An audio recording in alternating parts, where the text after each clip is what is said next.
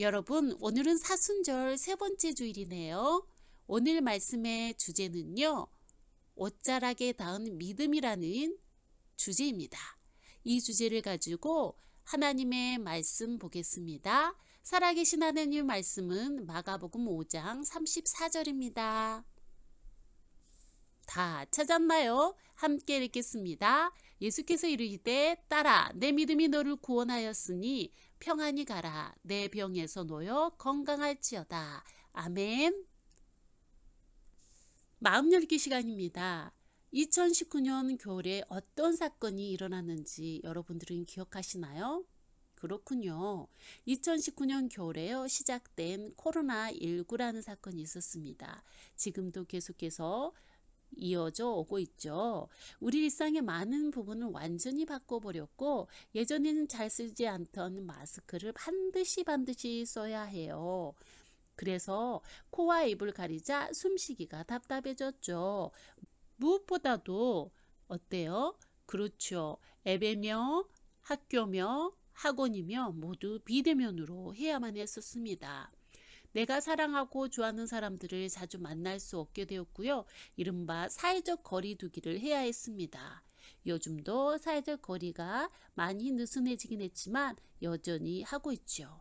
그런데 오늘 말씀에는 이런 거리 두기를 무려 12년 동안이나 했던 한 사람이 등장해요.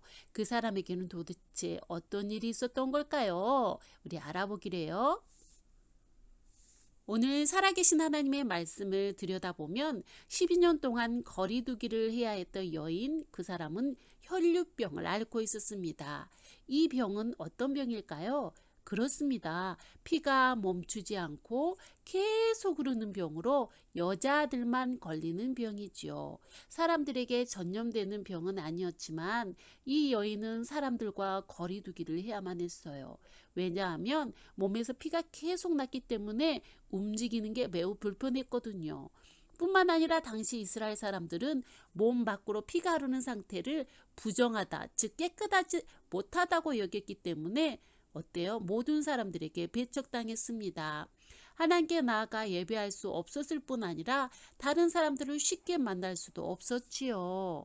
여인이 모처럼 외출을 할 때면 사람들은 찡그린 얼굴로 그를 향해 손가락질했어요. 대체 저 사람은 어떤 죄를 지었기에 저런 병에 걸린 걸까? 부정한 사람이 어디 저렇게 돌아다니는 거라? 어딜 가나 환영받지 못한 여인은 외롭고 힘들었을 거예요. 그러니 어떻게든 병을 고치고 싶었겠지요. 하지만 여인의 병을 고칠 수 있는 사람은 아무도 없었습니다. 유명한 의사를 많이 찾아갔지만 오히려 치료가 잘못되어 여인을 더 힘들게 했습니다. 게다가 비싼 치료비를 부담하기도 쉽지 않았지요. 여인은 병을 고치고 자유로운 삶을 살고 싶었지만 병은 날이 갈수록 더 심해져만 갔습니다. 모든 사람으로부터 멀어져 혼자 외롭게 보내는 시간이 계속되었어요. 1년, 2년, 5년, 장장 12년이나 혈류병을 앓은 여인의 삶이 상상이나 여러분들은 되나요? 그러던 어느 날 온 동네에 예수님의 소식이 전해졌어요. 여인은 예수님이 계신 곳으로 향했습니다. 앞서 많은 의사를 찾았던 여인은 예수님을 만나는 것이 병을 치료해야 할 마지막 기회라고 생각했을지도 모르겠어요.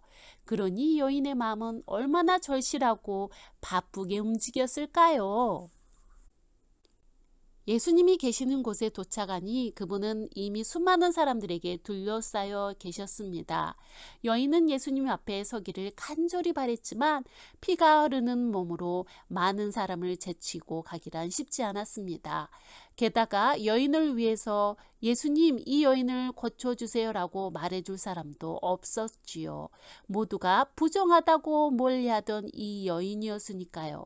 예수님을 만나기를 포기하고 집으로 돌아갈 법도 한데 여인의 생각은 달랐습니다. 두 번 다시 돌아오지 않을 기회를 놓치기에는 여인의 마음이 매우 간절했거든요. 예수님이 병을 낫게 하시는 분이라면 저분의 옷자락 술을 만지는 것만이라도 내 병이 낫지 않을까? 여인은 기대를 품고 예수님에게 다가갑니다.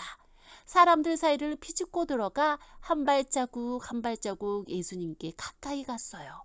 그리고 마침내 예수님의 옷자락에 달린 술에 손을 댔습니다. 지금도 통곡의 벽에 가면 유태인들이 옷을 입고 있는데요. 그 옷에 달린 술이 있습니다. 이 술이라는 것은 무엇이냐면 옷에 달려있는 긴 실 같은 것을 바로 술이라고 하는데요. 그것을 누가 이 여인이 예수님의 옷자락에 달리는 술을 잡았다는 이야기입니다.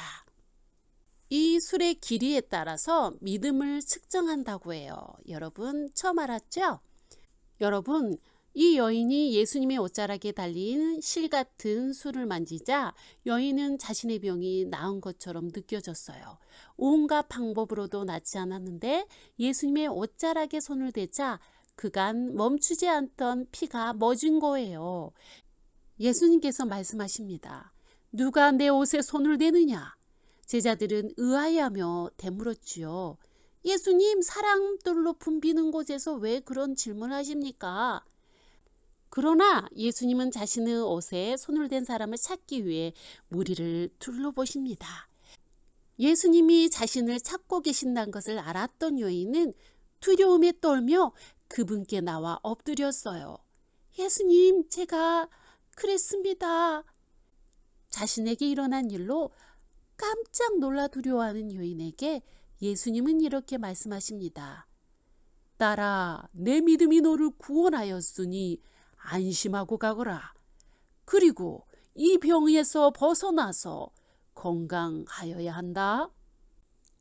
이제 여인은 더는 사람들과 거리를 둘 필요가 없어요. 어디에나 갈 수 있고 누구와도 어울릴 수 있게 되었어요. 자신을 억누르던 병으로부터 어떻게 되었어요? 그렇죠. 자유를 누리게 된 것이죠. 다짐하는 시간입니다. 여러분, 혈류병에 걸린 여인이 병에 억눌린 것처럼 여러분에게도 자신을 억누르는 것이 하나쯤 있을 거예요. 만족스럽지 않은 외모와 키 때문에, 점점 떨어지는 성적 때문에, 어쩌면 화목하지 못한 가정 환경이 여러분의 마음을 억누르고 괴롭게 할지도 몰라요.